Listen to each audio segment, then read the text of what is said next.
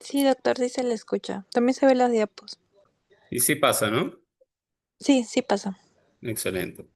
Muy bien. Buenas tardes, chicos. Hoy día nos toca trastornos cerebelosos. Eh, Soy el doctor Robinson Azaña de Neurología del Hospital María Auxiliadora y vamos a ver aspectos macroscópicos y funcionales del cerebelo, ¿no?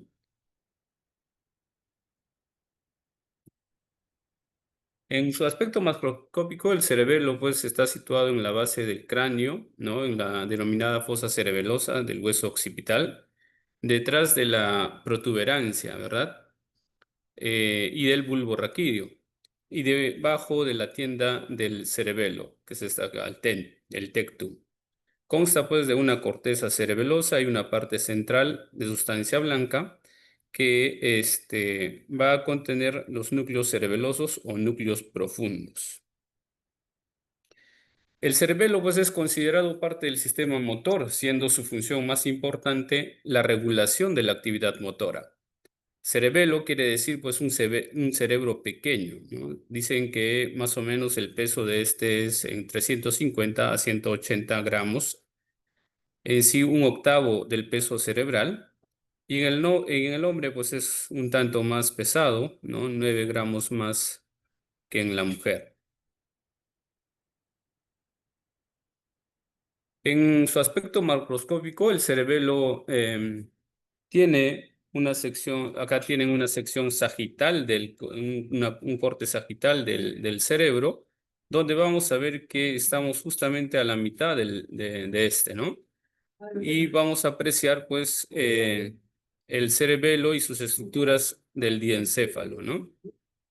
Eh, la médula espinal está acá, como ven en esta parte, el número uno, ¿ya? El bulbo raquídeo, esta estructura, ¿no?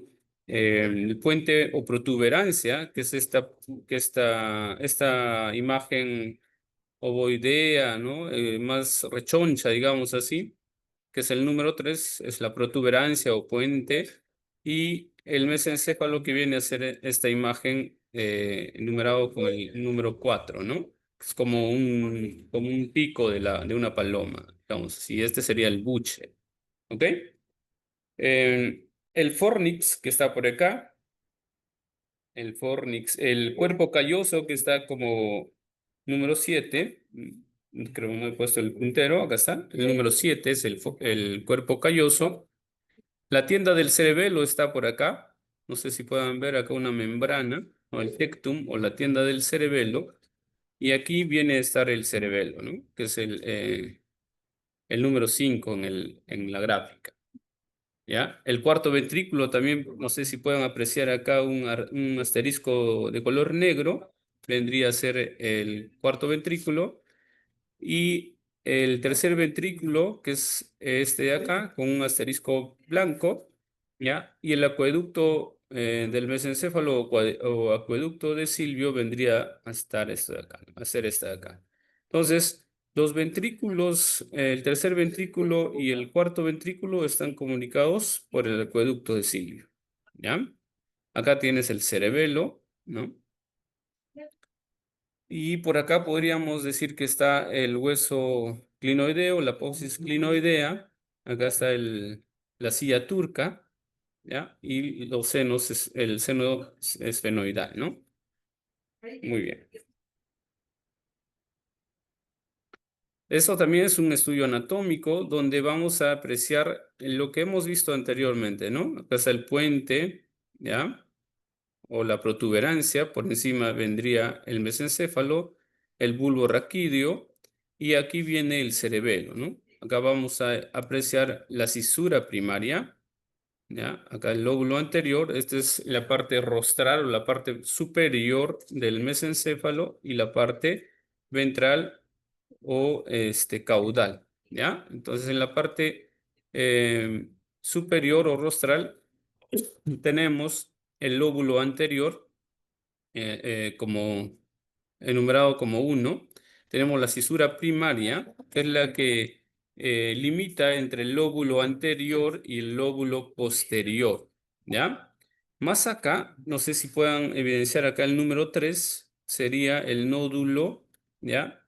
Y a su lateral del nódulo estaría el flóculo, ¿no? Entonces acá estaría en la cisura posterior, esta de acá, la cisura posterior, que es la que determina entre el lóbulo posterior y el lóbulo flóculo nodular, ¿ya?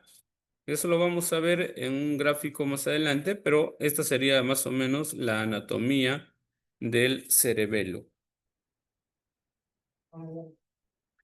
Acá, lo que hemos visto anteriormente, ya está acá el lóbulo anterior, ya en la parte rostral, ¿no? La cisura primaria que habíamos evidenciado anteriormente, que era esta de acá, ¿no? Ese es el lóbulo anterior, lóbulo posterior y el lóbulo, el flóculo nódulo, ¿no? Acá está el flóculo y el nódulo, ¿ya? Ahí está la cisura posterior o posterolateral, ¿ya? Entonces, estos lóbulos se van a dividir en porciones más pequeñas, denominadas lobulillos, ¿ya? Es importante destacar pues que cada sección transversal, ¿no? Cada sección transversal del cerebelo tiene una porción vermiana, ¿no? Acá, en el vermis. Este es el vermis. Este de acá, que parece un gusanito, vendría a ser el vermis. Y, digamos así, las alas de la mariposa vendrían a ser el hemisferio cerebeloso, ¿sí? Es importante, pues, destacar, como les dije, en su sección transversal, estos lobulillos que van a tener siempre una porción vermiana y otra del hemisferio cerebeloso que corresponde, ¿no?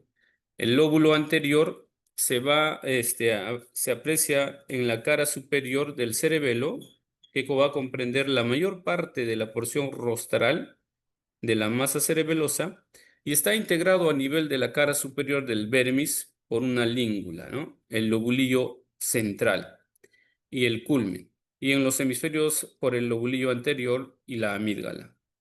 La língula no tiene pues equivalente en este caso con el hemisferio en el ser humano, ¿ya?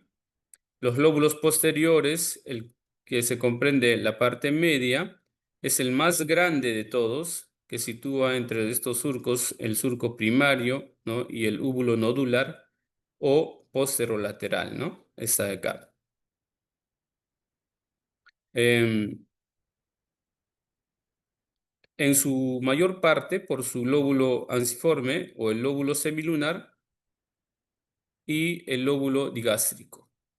Cambio el lóbulo flóculo nodular, que es el posterior, acá está el flóculo nódulo, va a corresponder a la parte inferior de la cara anterior del cerebelo, o sea, al nivel rostral, al surco posterolateral, que consta del nódulo en el plano medio, ¿no? Y el flóculo a los lados, ¿ya? Ambos lados del flóculo. El cerebelo pues se encuentra unido al tronco encefálico, ¿ya? A través de los pedúnculos cerebelosos, que son 3 pedúnculos cerebelosos, ¿no? No sé si puedan apreciar acá, es el pedúnculo cerebeloso superior, ¿ya? Que todas las fibras prácticamente son eferentes al cerebelo, ¿no? Eferentes, salen del cerebelo ya sea por los núcleos profundos y la protuberancia, bueno, esto se comunica con el mesencéfalo, ¿ya? Con la protuberancia sería el pedúnculo cerebeloso medio y así, ¿no? Entonces el pedúnculo cerebeloso superior lo que une pues es con el mesencéfalo y está formado predominantemente por fibras cerebelosas eferentes, como les comenté, que nacen de las neuronas de los núcleos profundos y llegan al diencéfalo, el tronco del encéfalo y demás. El pedúnculo cerebeloso medio, que es este de acá, une con la protuberancia, se considera como límite entre ambas estructuras, hasta el origen aparente del quinto nervio craneal, que está por acá, ¿ya? El quinto par.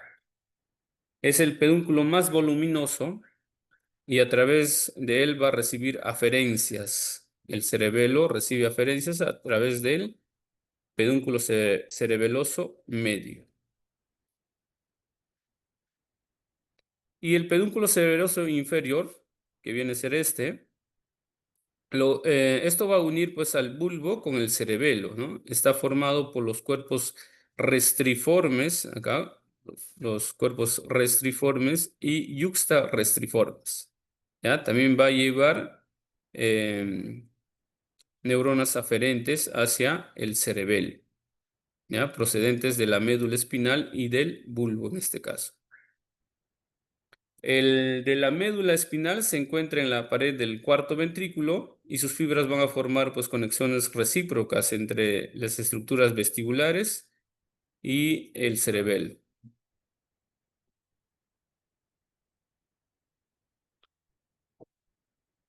Además vamos a tener dos hemisferios cerebelosos, dos hemisferios cerebelosos que podemos ver acá, que les había comentado que pueden considerarse como a manera de unas alas de la mariposa y la parte del vermis, que es el gusanito, con una forma de gusano, ¿no?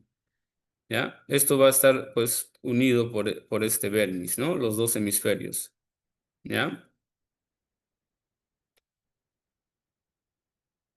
Los lóbulos cerebelosos se van a distinguir dos y van a ser divididos pues en tres lóbulos en total, ¿no? La fisura primaria que les dije recorre transversalmente la cara superior, ¿ya?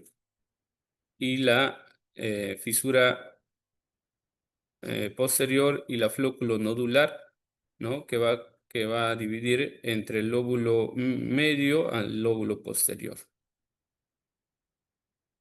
Acá más para entender cuál es el lóbulo anterior hasta la fisura primaria, que es esta flecha de acá. La flecha roja es la fisura horizontal que va a dividir el lóbulo anterior hacia el lóbulo medio, ¿sí? Y el lóbulo posterior o lóbulo flóculo nódulo va a estar dividido por la fisura uvulonodular, ¿no? Entonces, habíamos comentado que el cerebelo consta de corteza, ¿no? Esta corteza cerebelosa es esa de acá, donde va a estar compuesto por una capa molecular, una capa de Purkinje y una capa granulosa, ¿no? Em, la capa molecular o superficial va a ser la más externa y va a representar, pues, o va a estar representada por las células del cesto, ¿no? Que van a ser internas y las estrelladas que van a ser externas, ¿no? Además va a tener dendritas de las células de Purkinje y Golgi de tipo 2. Las capas de la célula de Purkinje, compuesta por el soma de las células de Golgi tipo 1 o Purkinje, son grandes en este caso, con forma de botella, dispuestas pues en una sola hilera de modo central en la unión entre las capas granulosas y molecular, ¿ya? La capa granulosa es la más profunda de todas, está formada por células granulosas, ¿no? Con células de Golgi tipo 2 en este caso, y las fibras musgosas y glomerulares en la parte que hacen sinapsis, ¿no? Y esta capa está pues atravesada por las fibras trepadoras que se dirigen a la capa molecular, ¿ya? Y lo que vamos a tener también son los núcleos cerebelosos, que son los núcleos profundos, ¿ya? Por ejemplo, uno de los núcleos es el núcleo fastigio, que está a nivel del cerebelo medial, situado en la parte más dorsal del techo del cuarto ventrículo y adyacente a la línea media. Está relacionada funcionalmente con la zona vermiana, ¿no? El núcleo interpósito va va a ser el que está ubicado lateralmente al núcleo fastigio. Se encuentra formado por el núcleo globoso, ¿no? En este caso el interpósito posterior, y va a estar relacionado funcionalmente con la zona paramediana, ¿ya? Con esta parte, acá está el núcleo fastigio. El núcleo dentado, que es este de acá, quizás el más grande, ¿no? Es a nivel del cerebelo lateral, ¿ya? Es el más lateral y el de mayor dimensión, ¿ya? El núcleo dentado, y se va a relacionar funcionalmente con los hemisferios cerebelosos, ¿no? El núcleo dentado, pues más lateral, se reconoce una zona dorsal asociada a las áreas corticales motoras y una zona ventral conectada a las áreas asociativas de la corteza, ¿no? Los núcleos emboliforme y globoso, estos de acá, los núcleos emboliforme y globoso que están medialmente hacia el núcleo dentado, eh, o el núcleo también interpuesto en este caso, ¿no? Se disponen medialmente al núcleo dentado. El globoso recibe aferencias de la corteza y envía eferencias del pedúnculo cerebeloso superior, ¿no? Al núcleo rojo, ¿ya? Posterior a esto vamos a tener las fibras, ¿no? En la sustancia blanca, la sustancia blanca interna, vamos a tener fibras que son las fibras intrínsecas, las aferentes y las eferentes. Y las fibras intrínsecas pues van a estar conectados con zonas diferentes de la corteza. Las fibras eferentes se van a proyectar entre los núcleos del cerebelo o los núcleos vestibulares del bulbo, ¿no? Y que proceden de la capa media. Esto por el pedúnculo cerebeloso medio, acuérdense, ¿ya? Las fibras aferentes son tres en este caso: las fibras musgosas, las fibras trepadoras y las arrosoriadas que habíamos comentado anteriormente, ¿no? Acá en el gráfico lo he considerado las trepadoras y las musgosas, ¿no? Em, Porque las otras no tienen mucha importancia, digamos así. Son fibras, las trepadoras en este caso son fibras activadoras. Esas de acá son activadoras y proceden del núcleo olivar inferior del bulbo raquídeo. Van a alcanzar al cerebelo por el pedúnculo cerebeloso inferior, ¿ya? En su trayecto hacia la corteza dan colaterales para los núcleos cerebelosos, penetran en la capa granular, pierden la mielina y van a alcanzar la capa molecular. Cada fibra pues termina estableciendo sinapsis en el árbol dendrítico y inducen fenómenos de plasticidad sináptica relacionados sobre todo con el aprendizaje de patrones motores, ¿no? Que van a aportar información referente a los errores que hemos cometido en las señales de las vías motoras, ¿no? Que son necesarias para poder activar estos circuitos cerebelosos responsables de la corrección del movimiento. O sea, si yo hago un movimiento erróneo,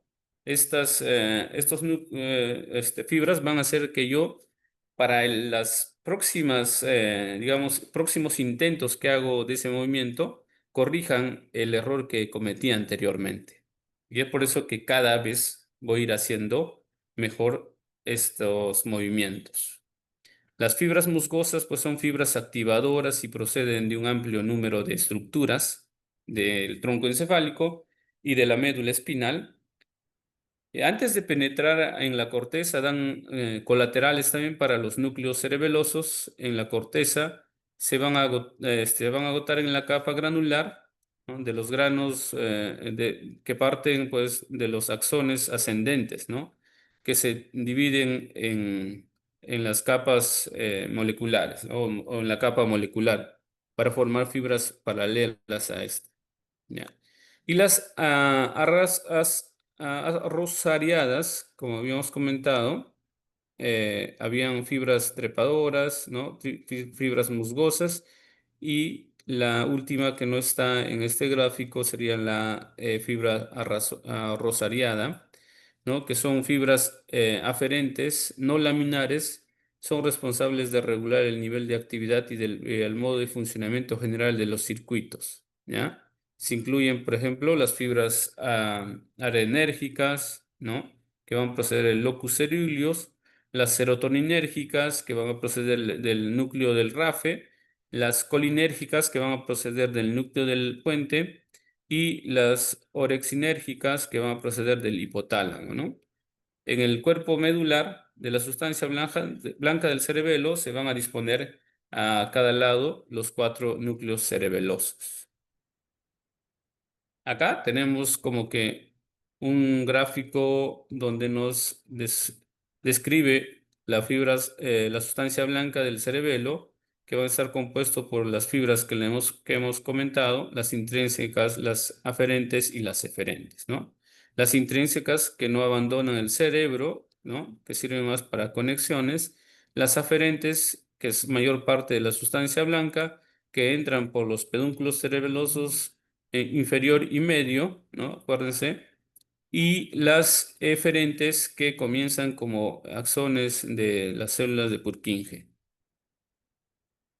Entonces, estas proyecciones aferentes van a estar de esta manera, ¿no? Acá tenemos la corteza frontal y parietal, por ejemplo, va a llevar el estímulo hacia la protuberancia y la protuberancia por el pedúnculo cerebeloso medio va a contactar o va a ser aferente hacia la corteza del cerebelo, ¿no? Por el pedúnculo cerebeloso medio, ¿ya?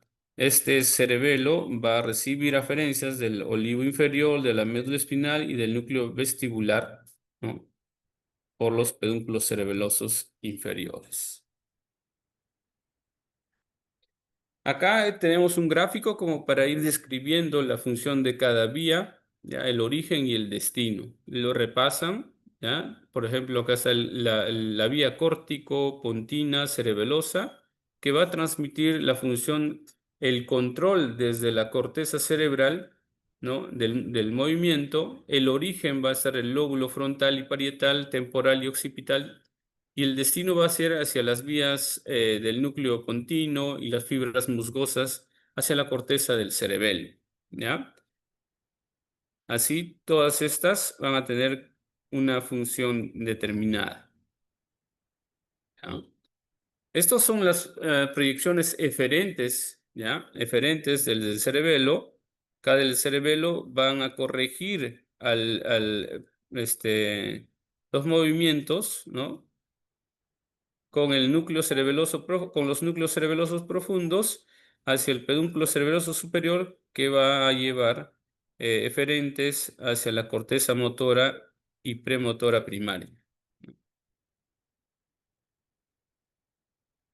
También acá tenemos la vía, la función y el origen, también su destino de cada núcleo, el núcleo globoso emboliforme, ¿no? Que va a ser de función en la actividad motora homolateral, va a estar originado en el núcleo globoso y emboliforme, y su destino va a ser hacia el núcleo rojo contralateral, luego a través del tracto rubroespinal va hacia las neuronas motoras homolaterales en la médula espinal.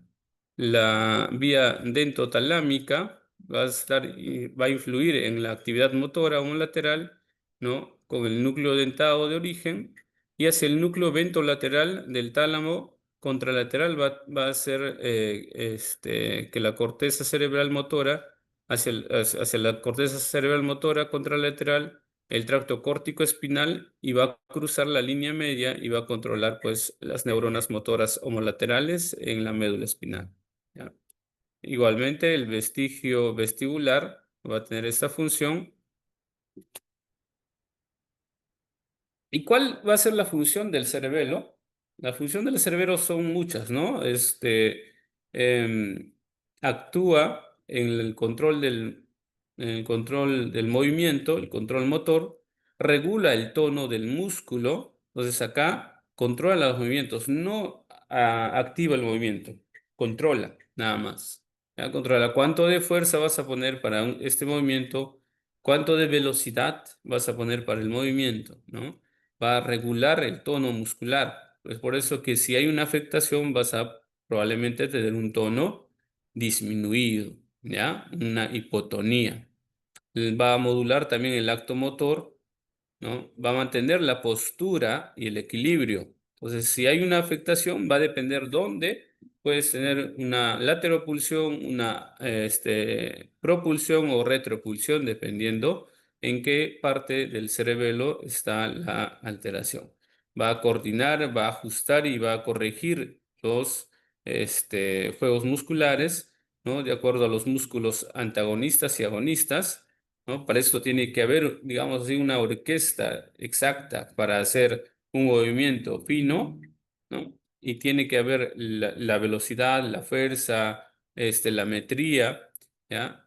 Y va a predecir también, va a dar predicciones de tu posición, de cómo estás, ¿no? A pesar de cerrar los ojos, vas a poder tener ese equilibrio que te permite el cerebelo. ¿Ya? También va a tener que actuar pues en la fluencia del lenguaje, ¿no? Va a haber un poco de disartria probablemente si hay una afectación, pero esta disartria pues es una disartria escándida, ¿no? Como que tiene muchas em, ah, digamos, con arrastre de algunas sílabas, como gangoso, ¿ya? Y tiene momentos de exaltación en la voz, ¿no? Entonces va a decir, hola amigo, ¿cómo está? ¿No? O sea, va a tener esa fluctuación en el volumen de la voz y va a ser un tanto gangoso. También va a actuar en los procesos del aprendizaje de patrones motores, como les comenté. Esto puede ayudar a corregir ciertos movimientos que hemos realizado anteriormente con errores. Entonces, eso va a quedar como un aprendizaje como para que la próxima que tú hagas el mismo trabajo, el mismo movimiento, sea corregido y cada vez sea mucho mejor. ¿Ya? También la percepción visoespacial, ¿no?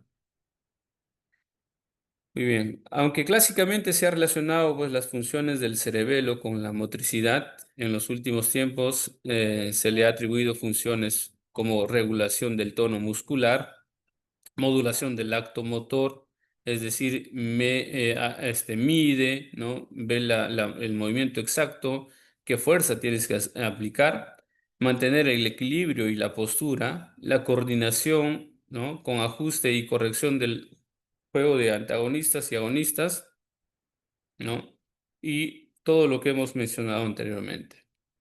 Entonces, va a haber un síndrome si es que hay una afectación a nivel del cerebelo, ¿no? Puede ser un síndrome cerebeloso, ¿no? Un síndrome del hemisferio cerebeloso. Entonces, ¿qué tenemos que tener presentes para ello? Cada hemisferio cerebeloso está conectado por las vías nerviosas principalmente con el mismo lado del cuerpo, ¿ya? De modo que la lesión que se produce en un hemisferio cerebeloso va a dar pues origen a una afectación de ese mismo lado, ¿no? Es ipsilateral. O sea, los signos y los síntomas que podría haber por lesión de va a ser limitado solo a ese lado, ¿ya? La función esencial del cerebelo es pues coordinar mediante una acción sinérgica, ¿no? Toda la actividad muscular refleja y la actividad voluntaria también, ¿no? Va a graduar, va a armonizar el tono muscular y va a mantener la postura del cuerpo, ¿ya? Permitiendo pues que los movimientos voluntarios como por ejemplo la deambulación se lleven a cabo con precisión, ¿no? Con economía de esfuerzo. ¿Ya?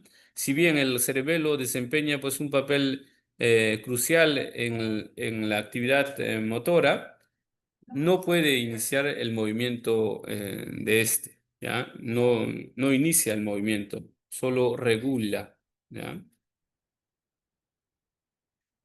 ¿Y cuáles van a ser los signos y síntomas? Uno de los síntomas cardinales va a ser la hipotonía, ¿no? Como habíamos comentado, el cerebelo tiene que ver con la regulación del tono muscular. Entonces vamos a tener hipotonía. Quizás esta hipotonía va a hacer que tú pienses que hay una disminución en la fuerza, pero no es así. Ya la fuerza muscular está conservada. El cerebelo no actúa en la fuerza muscular. ¿Ok? Lo que también puedes presentar por esta hipotonía es que el reflejo osteotendinoso esté disminuido, o sea, una hiporreflexia, o ah, presentes un reflejo pendular, ¿ya? El reflejo pendular viene a ser dado por que hay más de tres, digamos, movimientos en un reflejo, ¿no? O sea, normalmente haces tres balanceos de la pierna o del brazo cuando haces el reflejo cubital, pero en este caso va a estar más aumentado, ¿no? O sea, más de 5. A eso se llama reflejo pendular, ¿ya? Y también podías presentar una prueba que llamamos la prueba de rebote, ¿no? De Stuart-Holmes positivo, ¿no? Entonces al paciente le haces una contraposición de fuerza hacia al brazo, ¿no? Y bruscamente le retiras la fuerza, el paciente se va a golpear. ¿Ya? Puede golpearse la cara por no, em, por no tener control en el movimiento final, ¿no? Entonces, si se me ve, haces esto, ¿no? Le haces fuerza al brazo y cuando lo sueltas, el paciente se va a golpear, ¿sí? Hay menos resistencia de los movimientos pasivos de la articulación, ¿no? Los músculos van a perder elasticidad a la palpación, por ello va a haber hipotonía, y al movilizar las extremidades se producen movimientos excesivos, ¿no? Porque hay disminución en el tono muscular, ¿ya? Sobre todo, movimientos excesivos en las articulaciones terminales.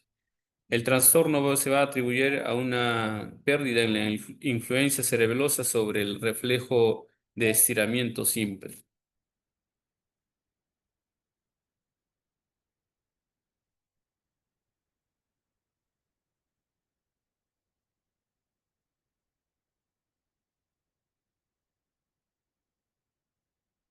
¿Qué más? Vas a tener una alteración en el equilibrio y la marcha, ¿ya? La alteración de la estática va a provocar pues, inestabilidad, ¿no? Va a haber inestabilidad, ¿ya? Una alteración en el equilibrio. Va a haber también una alteración en la marcha, como que el paciente va a dar los pasos como de un borracho, ¿no? No sé si han visto a alguno de sus amigos, ¿no? Un sábado por la noche o el domingo por la madrugada podría ser después de haberse intoxicado con licores, va a tener una marcha peculiar, ¿no? Posiblemente todos han experimentado esto. Va a ser con separación de los pies, ¿no? Va a haber una ampliación de la base de sustentación y va a permanecer de pie y andar con un cuerpo hacia adelante, o sea, con el cuerpo que va a ir hacia adelante o hacia atrás o hacia los lados, ¿no? Va a tener oscilaciones frecuentes, ¿ya? A diferencia de un trastorno vestibular, estas alteraciones pues no se van a modificar al cerrar los ojos, ¿no? Al cerrar los ojos van a estar presentes también, ¿ya? En comparación al trastorno vestibular, ¿no? La marcha es característica, pues si se va a asemejar a la marcha que hacen sus compañeros el fin de semana, ¿no? Después del examen de neurología, todos a celebrar porque sacaron 20, ¿no? Y van a estar caminando como un ebrio, ¿ya?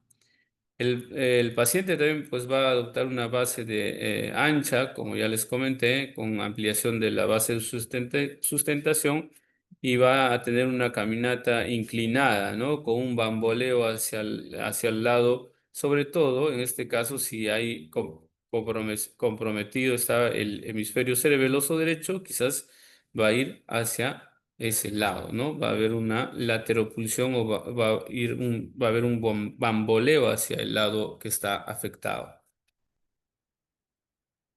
Entonces, vamos a tener también ataxia o incoordinación de los movimientos voluntarios, ¿no? Por ejemplo, el índice nariz, ¿no? El índice nariz, ¿ya? Índice nariz del mismo paciente o puede ser índice, ¿no? Pero nariz índice del examinador, ¿no? Le vas cambiando de este objetivo y vas a hacer que el movimiento sea más rápido, ¿no? Entonces el paciente, si es que está dañado esa parte, va a hacer esto. ¿no? Va a tener un titubeo, ¿ya? Y de ahí va a tratar de corregir. O sea, va a ir con, como que con más rápido y de ahí como que frena y trata de corregir ese movimiento, ¿ya? Entonces, la velocidad y el inicio del movimiento no se encuentran afectos, pero cuando el dedo o en este caso también el talón se aproxima a la nariz o a la rodilla, dependiendo qué tipo de prueba estás haciendo, va a sobrepasar su destino y va a tratar de corregir, ¿no? esa maniobra y vas a diferenciar ahí la hipermetría, ¿no? o la dismetría, ¿ya?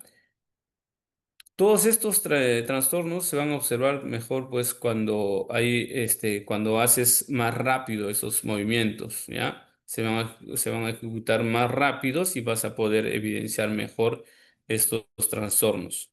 Luego tenemos la adiadococinesia, que también es otro tipo de afectación, ¿no? Otra manera de evaluar la ataxia en miembros superiores. Podrías hacer movimientos alternos, ¿no? Eso es la adiadococinesia, la dificultad para hacer estos movimientos o la imposibilidad de hacer estos movimientos alternos. ¿Ok? Y cuanto más rápido se va a evidenciar mejor. También vamos a tener un temblor intencional, ¿no? El temblor intencional que se va a evidenciar sobre todo al intentar el movimiento, al iniciar el movimiento, ¿ya? El temblor intencional es de acción, ¿ya? Hay un temblor que se intenta en movimientos finos, como por ejemplo abotonarse las prendas, ¿no? Entonces ahí vas a tener el temblor, que es diferente a un temblor de tipo parkinsoniano, ¿no? Que el de tipo parkinsoniano va a ser en reposo, ¿ya? O vas a tener también un temblor posiblemente al tratar de escribir o al afeitarte también, ¿no? ¿Ya? Los trastornos de los reflejos, que ya también hemos comentado, van a estar disminuidos o van a tener un reflejo pendular, ¿no?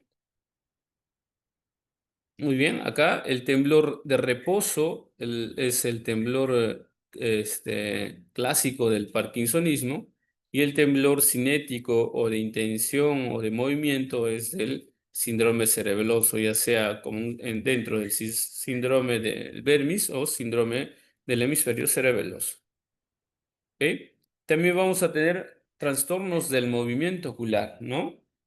Va a haber el nistagmus esencialmente, que es una ataxia de los movimientos oculares, va a ser una oscilación rítmica de los ojos, ¿no? Que se va a demostrar pues más fácilmente al desviar los ojos hacia una dirección horizontal, ¿no?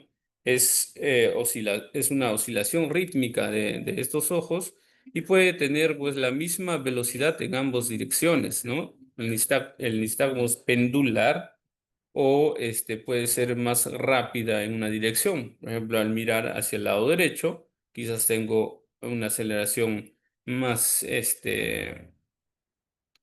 más predominante hacia ese lado, ¿no? Se llaman nistagmos en sacudidas.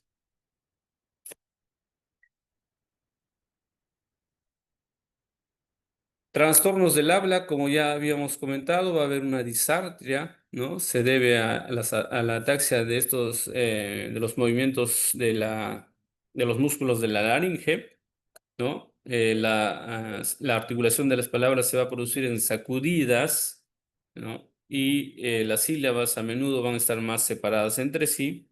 Y el habla pues tiende a ser más explosiva, ¿no? Por momentos como que hay aumento del volumen, ¿no?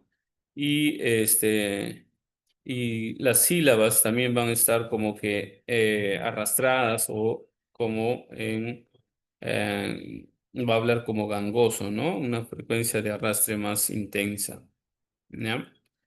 Por afectación también de las estructuras vecinas podemos tener dolor de cabeza, ¿no? La cefalea, que va a ser mayormente por compresión a nivel de las meninges. Puede haber náusea y vómitos por el estímulo en el centro del vómito, trastornos de la visión y diplopía por compresión a nivel de los nervios craneales, ¿no? Sobre todo el sexto nervio craneal, ¿ya? Y vamos a tener otro tipo de síndrome, ¿no? El síndrome del vermis. El síndrome del vermis va a ser la afectación a nivel del vermis, a nivel de esa estructura central del cerebelo, ¿no? El que parece el gusanito, ¿no?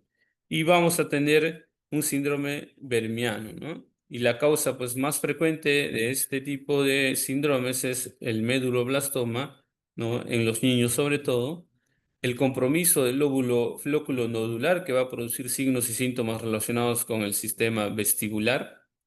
¿Ya? Dado que el vermis también es único, influye sobre las estructuras de la línea media, la incoordinación muscular va a afectar a la cabeza, ¿no? Va a haber incoordinación en la cabeza y en el tronco sobre todo, ¿no? Entonces vamos a tener más ataxia de tronco y de cabeza, y no tanto a las extremidades, ¿ya?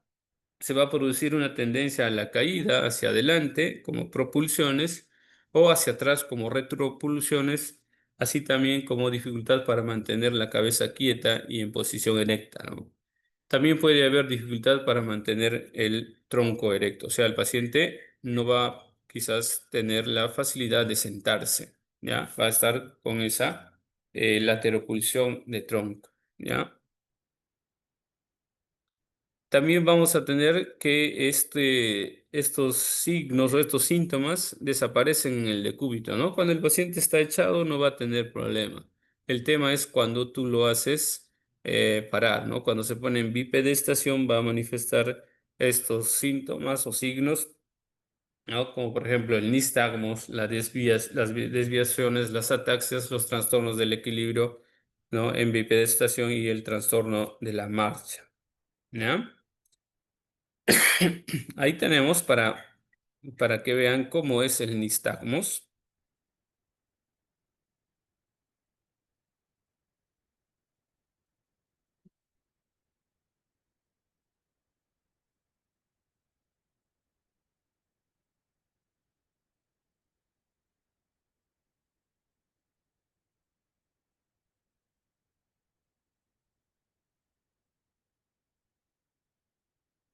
No corre el video.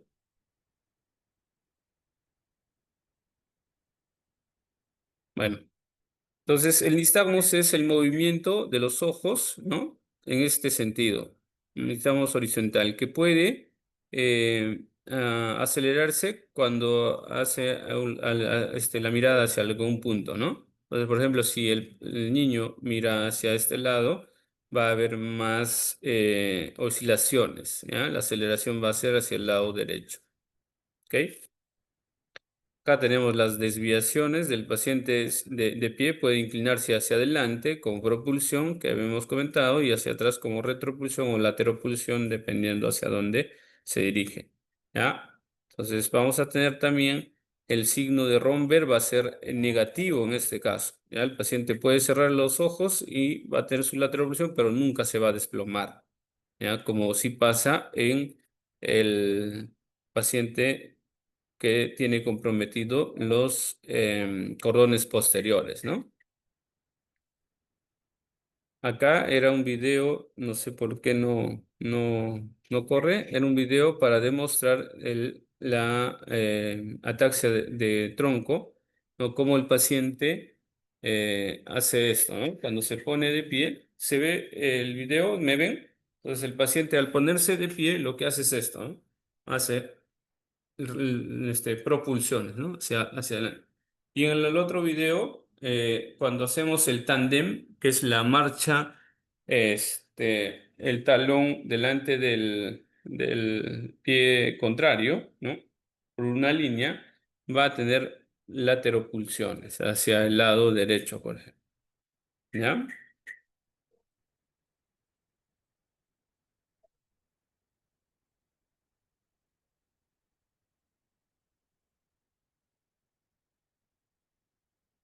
La dismetría, también les comenté. No sé por qué no corre, quizás al final voy a poner con este, en otra presentación estos videos, ¿no? Es el que les había explicado, ¿no? La nariz, toco la punta de mi nariz con la punta de mi dedo índice y toco, en este caso, por ejemplo, el paciente un lapicero, ¿no? O sea, le pones acá el lapicero y que lo toque ahí, mira, así, ¿ya? Le vas cambiando de objetivo. Entonces, si el paciente tiene una alteración en este hemisferio, en el lado derecho, va a hacer eso, ¿no? O sea, va a iniciar bien, pero al llegar, como que se pasa y trata de corregir, ¿ya? Eso es la dismetría.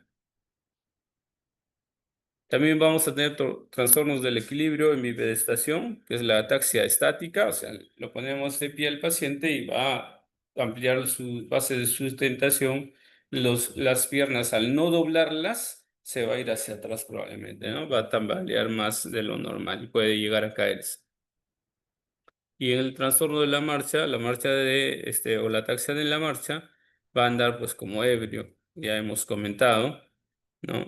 Los brazos separados para tratar de equilibrar pasos irregulares, como va a ser pasos cortos y pasos largos, y se va a balancear, ¿no? Y acá vamos a tener el síndrome del hemisferio cerebeloso, ¿no? Entonces, la causa es ipsilateral. Quizás la causa de este síndrome puede pues, ser un tumor, puede ser un infarto cerebral, o cerebeloso, perdón. Puede ser también una, una infección, qué sé yo, ¿no? Entonces, hay partes donde se van a alterar y esas partes van a depender del hemisferio cerebeloso que se ha comprometido, ¿no? Entonces, estos síntomas, ya lo hemos visto, van a ser unilaterales de ese mismo lado de la afectación o ipsilaterales y van a ser, pues, los movimientos de este caso va a, afectar a las extremidades, ¿no? Del mismo lado de la lesión, especialmente brazo y pierna, ¿ya? También va a haber hallazgos frecuentes, posiblemente como disartria, nistagmos, ¿no? Va a haber hipotonía de ese mismo lado, dismetría, disartria, braditelecinesia, temblor cinético, ¿no? Todo lo que hemos comentado, la prueba de rebote, ¿ya? La hipotonía va a ser en el mismo lado, en el lado enfermo. La disartria puede ser un trastorno en el habla, sobre todo en la prosodia, ¿no? Pacientes que van a comprender muy bien el lenguaje, pero no van a poder emitirlo adecuadamente, ¿no? Pero sí va a ser comprensible, digamos, si no es una disartria moderada, severa, ¿no? Podemos llegar a entenderlos, ¿ya? Va a haber falla en la coordinación motora de los músculos de la fonación y va a hablar pues como un ebrio, ya, lento, o va a haber momentos de aceleración, ¿no? Va a enfatizar en algún momento y va a ser irregular, ¿ya? Podemos hacer que diga alguna frase como que larga y un tanto difícil. Por ejemplo, el regimiento de artillería robaba sobre ruedas, ¿no? Entonces, por ejemplo, el paciente dirá, regimiento ¿no? Es medio gangoso, como que eh, enfatizando algunas palabras, ¿no? Le llamamos habla cándida, ¿ya? Silabiante, con cierto temblor y gangoso.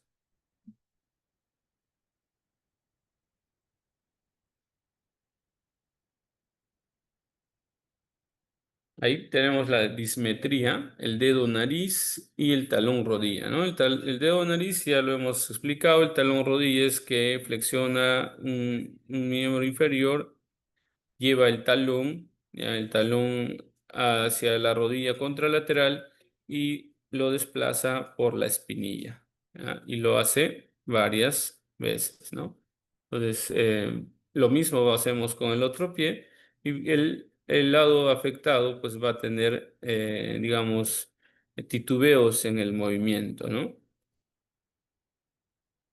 Esto igual es un paciente realizando el estudio o la maniobra de nariz, índice, eh, nariz, ¿no?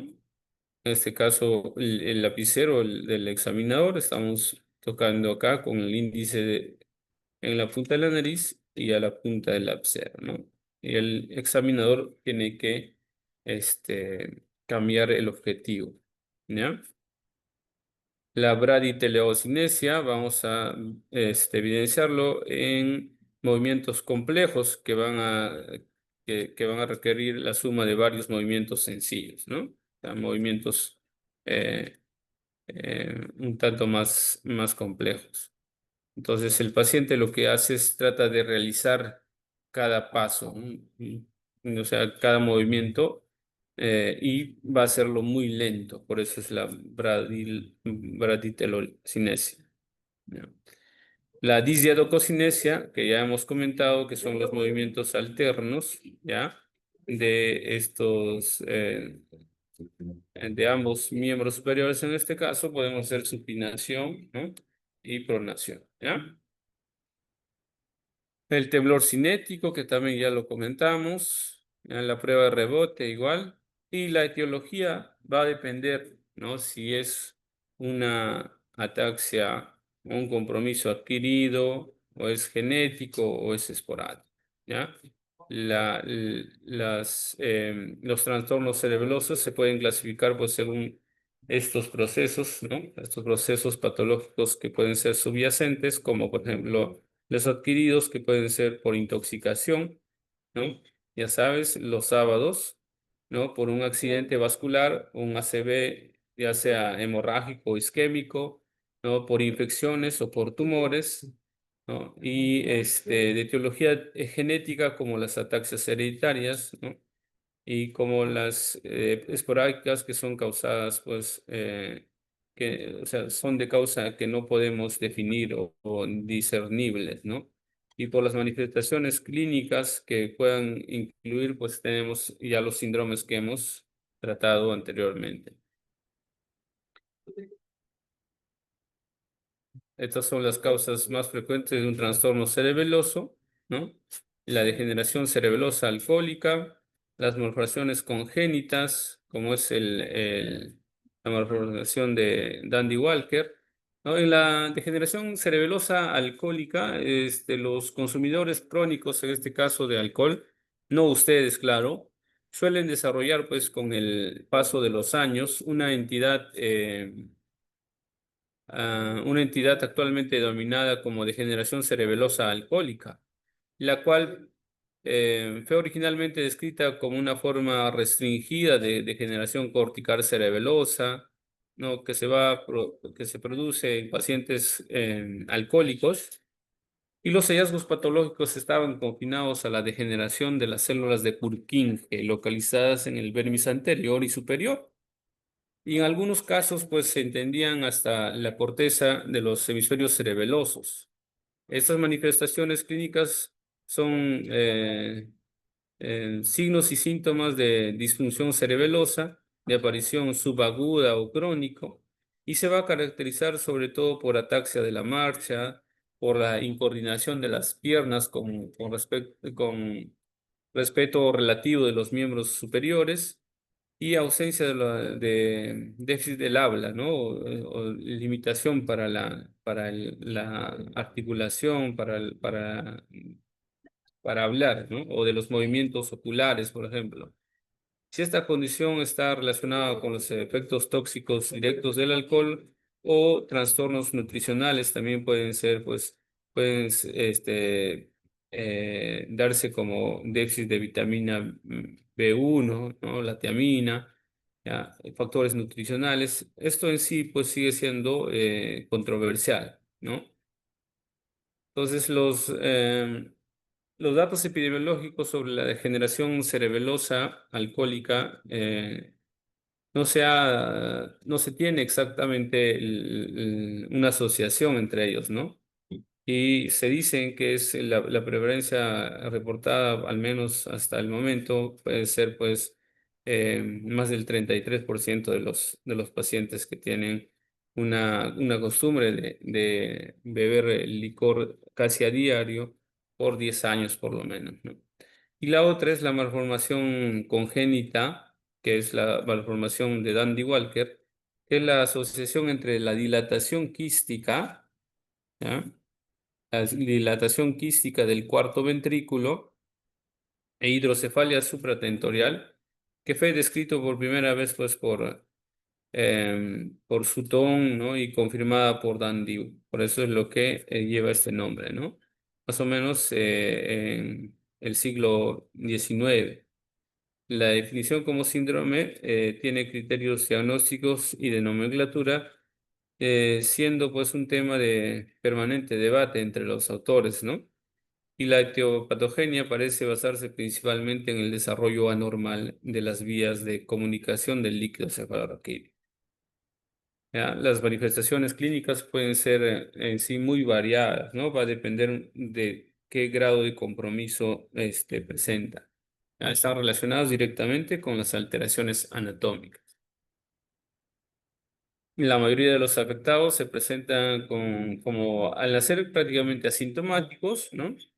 Con ligeras manifestaciones, siendo la macrocefalia y aumento de la presión intracraneal lo que va a dominar este cuadro clínico, ¿no? El diagnóstico se puede llevar a cabo durante la etapa prenatal mediante un estudio de ultrasonografía o posterior a ello de forma clínica, ¿no? Aunada a estudios de imágenes del cerebro, tales como podría ser una tomografía simple o una resonancia. Ya, el tratamiento tiende a ampliar variabilidad. Se va a realizar cuando los pacientes presentan manifestaciones de hidrocefalia, sobre todo, ¿no? Sintomática, probablemente colocación de derivación ventrículo-peritoneal para disminuir esta hidrocefalia. Otras son las ataxias hereditarias, las genéticas, ¿no? Las congénitas que no son evolutivas, como las autosómicas recesivas, en este caso el síndrome de Huber, ¿no? El síndrome de Nurman, el síndrome de Pollito-Tai y así. Las ataxias ligadas al cromosoma X, también como la ataxia cerebelosa, el síndrome de Payné, el síndrome de ataxia congénita y anemia sideroblástica, ¿no? En este caso, quizás las principales de las ataxias hereditarias van a constituir un grupo muy amplio de situaciones en las que cada vez es mayor el número de genes conocidos desde un punto de vista práctico, ¿no? Las podemos dividir en dos grandes grupos, ¿no? Como ya vimos, las no evolutivas, ¿ya? Y las evolutivas, o las progresivas también se le llaman. En las no evolutivas vamos a tener el síndrome de Hubert. El síndrome de Hubert, pues, es una de las malformaciones cerebelosas más características, ¿no? De transmisión autosómica recesiva. Y aunque se desconoce su base molecular, se ha identificado un locus en el cromosoma 9 y se caracteriza por agenesia del vermis, ¿ya? O sea, Huber va a presentarse con agenesia del vermis, va a haber en este caso hipotonía, retraso psicomotor. También se han descrito pacientes que no han presentado este retraso y al menos una de las dos siguientes anomalías, ¿no? Anomalías, en este caso, episodios de hiperventilación o de movimientos, sobre todo movimientos anormales de los ojos, ¿ya? Pueden asociarse también a hidrocefalia, a patologías del cuerpo calloso, a encefalomielo-meningocele, a polidactilia, quistes de riñón, etcétera, ¿no? Pero lo más importante, ya saben que es la agenesia del vermis cerebeloso.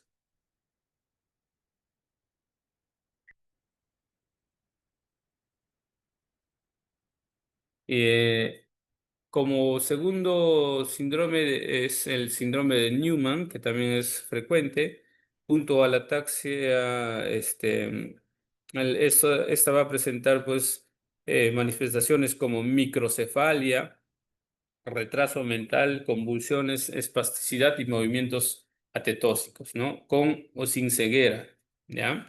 Entonces Newman tiene retraso mental, microcefalia y espasticidad. Puede estar asociado a ceguera o sin ceguera. Este va a estar localizado en el gen, el cromosoma 11, ¿no?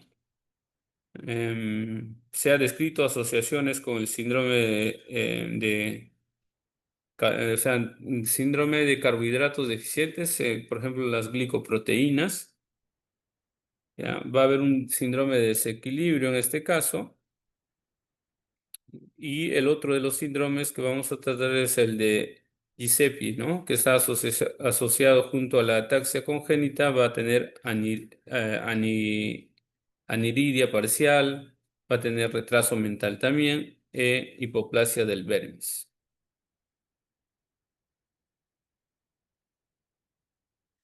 Las ataxias progresivas o degenerativas, ¿no? En este caso vamos a tener ataxias autosómicas recesivas, como es la ataxia de Friedman, quizás el más conocido de todos, ¿no? Y es también el más frecuente de las ataxias hereditarias.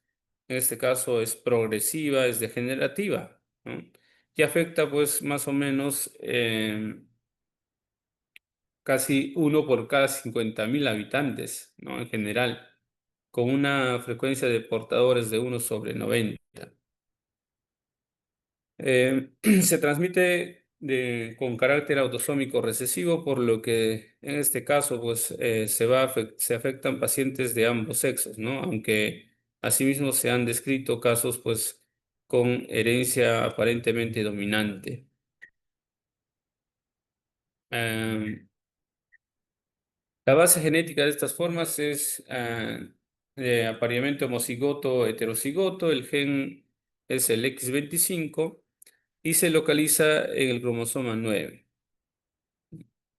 que va a codificar una proteína que es la proteína la frataxina, ¿ya? Esta frataxina es la responsable de esta enfermedad, ¿ya? De 210 aminoácidos que se va a ubicar en la membrana mitocondrial, ¿no? Y cuya función, pues, en sí no está perfectamente definido, ¿no?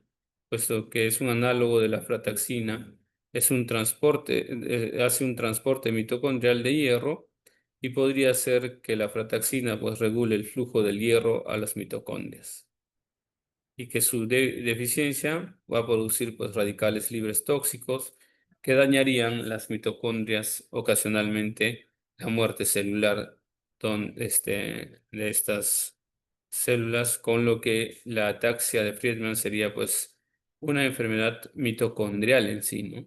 La más frecuente de todas.